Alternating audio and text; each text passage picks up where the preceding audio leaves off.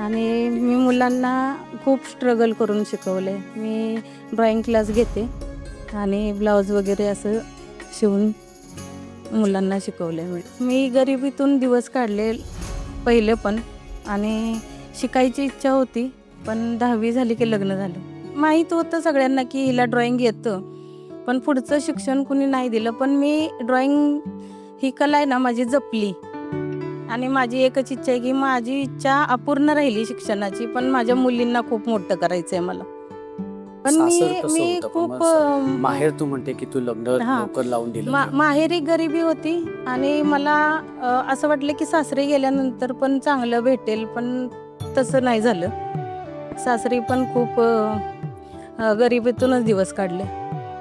पण मग पण तेव्हा भाऊची जॉबला होते ना होते, पण तेव्हा आमचं लग्न झालं तेव्हा 2000 पगार होता त्यांना फक्त, आणि गावी घर बांधल्यामुळे 50 रुपये महिन्याचा पगार यायचा.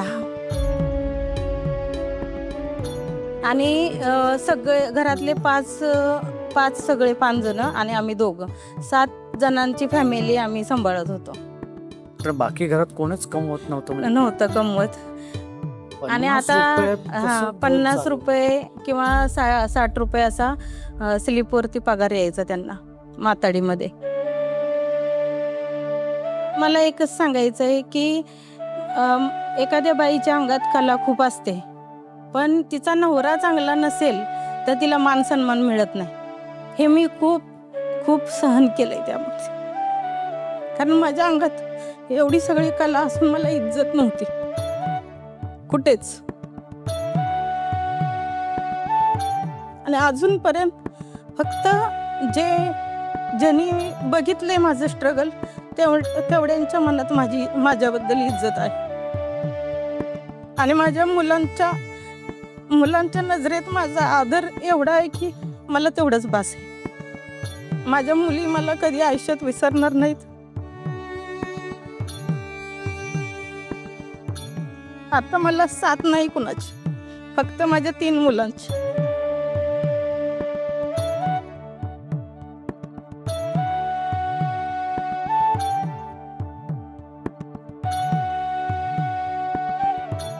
आता पण आम्ही भाड्याने राहतो, आणि कष्ट केल्याशिवाय आमचं घर चालत नाही.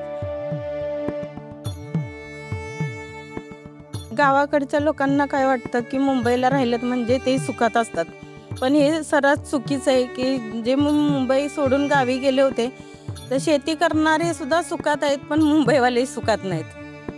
कारण मुंबईमध्ये भाड्याने राहायचं, मुलांना शिकवायचं खूप अवघड गोष्ट आहे.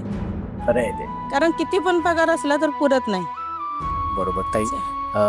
हॅट्स ऑफ आहे तुला, आणि खरंच कौतुक आहे तुझं. तुझ्या पद्धतीने तू तुझं कुटुंब तू चालवतेस, मुलांना मोठे केलेस, शिक्षण केलेस. आपल्या ह्या आजच्या भागामध्ये तू हुकमाची राणी होशील की नाही मला माहिती नाही, पण तू तुझ्या कुटुंबाची, तुझ्या घराची तू नक्कीच हुकमाची राणी आहे. एकदा जोरदार टाळ्या ताई. थँक्यू.